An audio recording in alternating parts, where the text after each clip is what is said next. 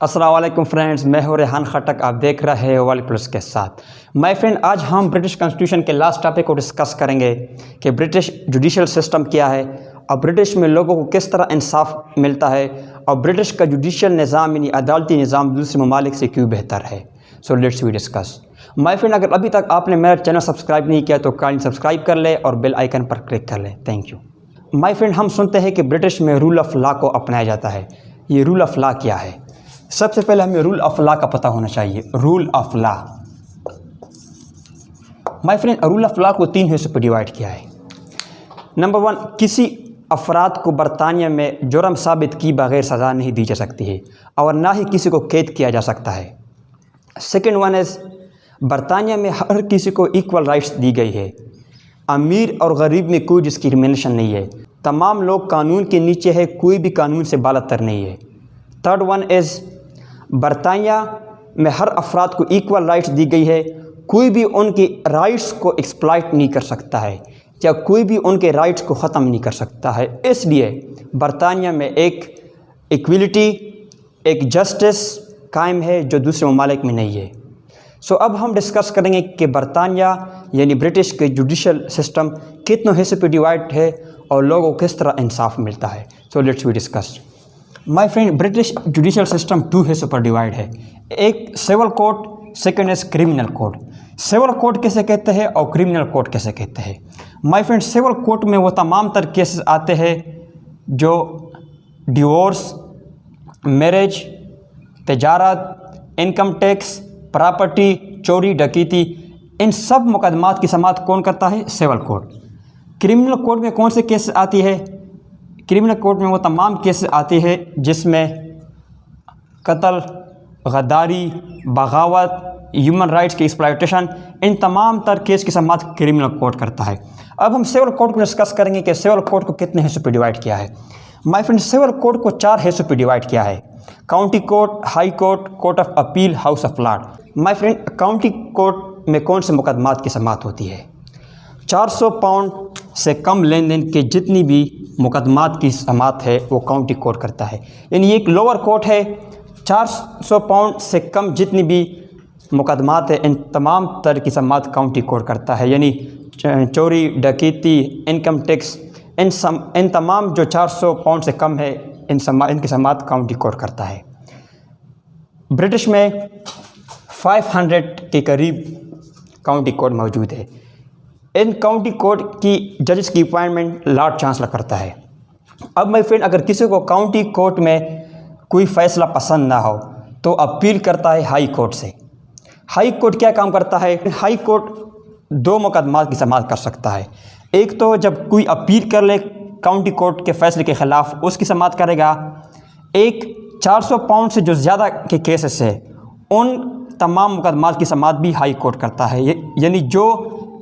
यानी जिन केसेस की समाअत county court नहीं कर सकता है वो हाई कोर्ट करेगा। जैसे हमारे मुल्क में हाई कोर्ट एक प्रोविंशियल लेवल पे होता है, इसलिए इधर भी एक हाई कोर्ट है जो इस कोर्ट के ख़िलाफ़ जो अपील होती है उनकी समाअत भी करता है और जो 400 पाउंड से ज़्यादा के मालियत के लेन देन है उन तमाम की समाअत करता है। माय फ्रेंड, अब हाई कोर्ट को 3 हिस्सों पर डिवाइड किया है। The Kings queen bench division. My friend, Kings queen bench division का सरबरा बरतानिया का लॉर्ड चीफ जस्टिस होता है और उसके साथ 25 जजेस होते हैं। इसमें इनकम टैक्स, तजारत, बीमा के तमाम तर मुकदमात की समाअत होती है। Second is the chancery division. इस चांसरी डिवीज़न का सरबरा लॉर्ड चांसलर होता है, उसके साथ 7 जजेस होते हैं। इसमें वफ़ात पा चुकने वाले अफराद और नाबालिग अफराद के वरासत की तहफ़्फ़ुज़ के तमाम मुकदमात की समाअत होती है। इसके साथ साथ जो दिवालियापन, जागीरदारों और मुश्तरका कारोबार के जितने मुकदमात हैं ये सब चांसरी डिवीज़न में होते हैं। Third is probate, divorce and admit division.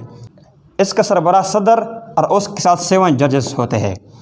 ये डिवोर्स, मैरिज और उसके साथ साथ बहरी जहाज़ों को लूटने वाले जितनी भी मुकदमात की समाअत होता है ये डिवीज़न करता है। अब माय फ्रेंड, हाई कोर्ट को 3 डिवीज़न पे डिवाइड किया है। किंग क्वीन डिवीज़न जो तजारत, इनकम टैक्स, इनके मुकदमात की समाअत करता है द चांसरी डिवीज़न। इसमें जो अफराद मर चुके होते हैं उनके जायदाद की मुकदमात की समाअत या इसके साथ साथ कारोबारी लेन देन जितनी भी है। और इसमें डिवोर्स, मैरिज और बहरी जहाज़ों को लूटने वाले जितने मुकदमात हैं ये सब होते हैं। अब माय फ्रेंड, अगर हाई कोर्ट में किसी को फ़ैसला पसंद ना हो, वो अपील करता है कोर्ट ऑफ अपील में।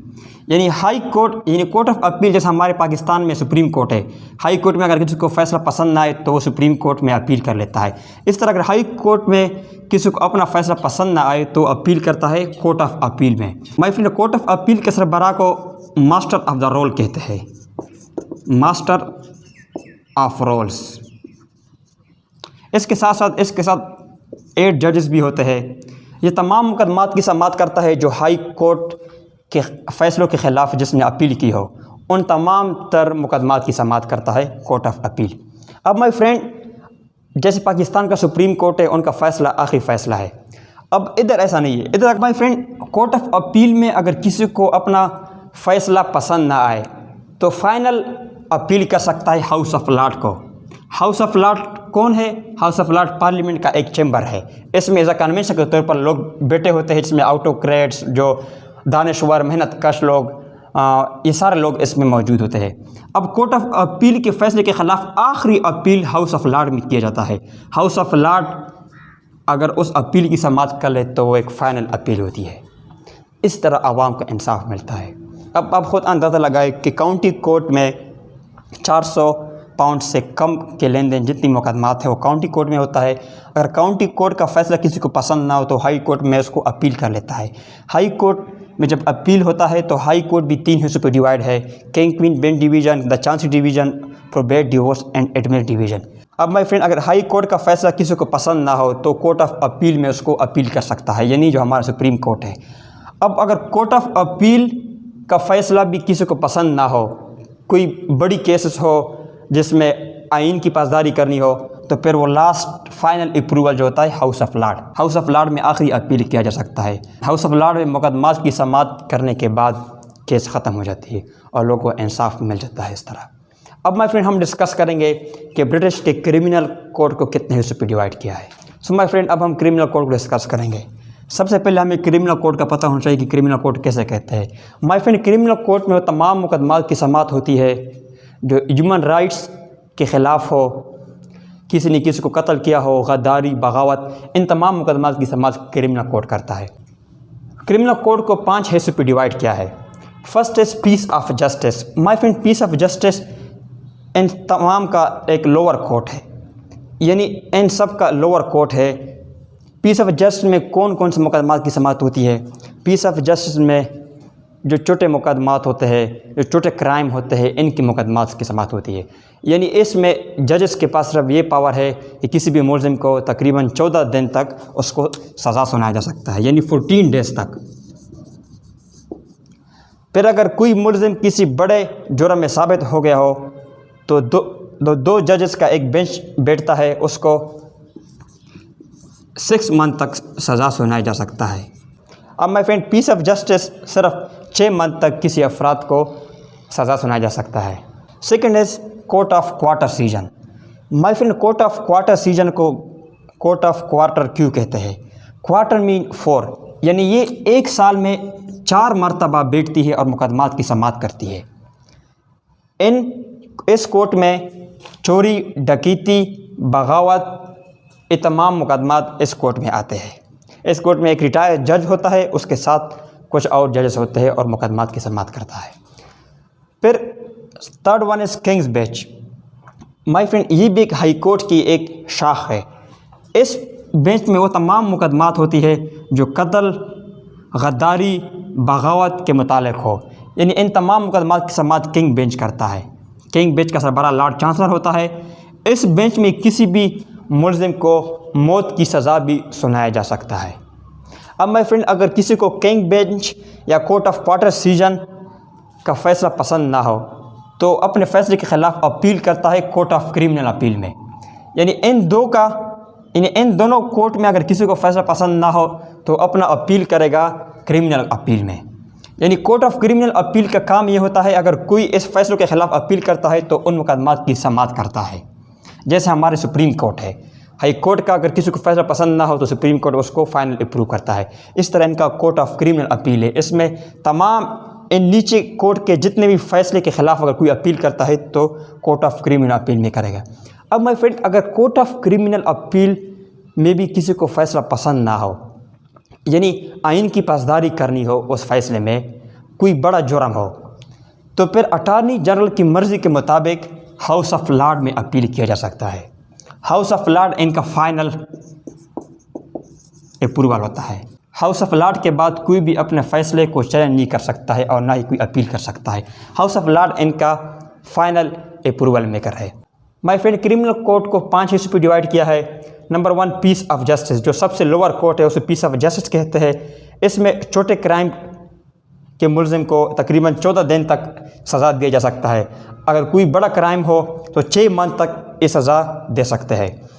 फिर second is court of quarter off season, quarter कहते हैं 4th, यानी ये 1 ईयर में 4 टाइम बैठती है और मुकदमात की समाअत करती है। इसमें चोरी, डकैती, इन तमाम मुकदमात की समाअत होती है।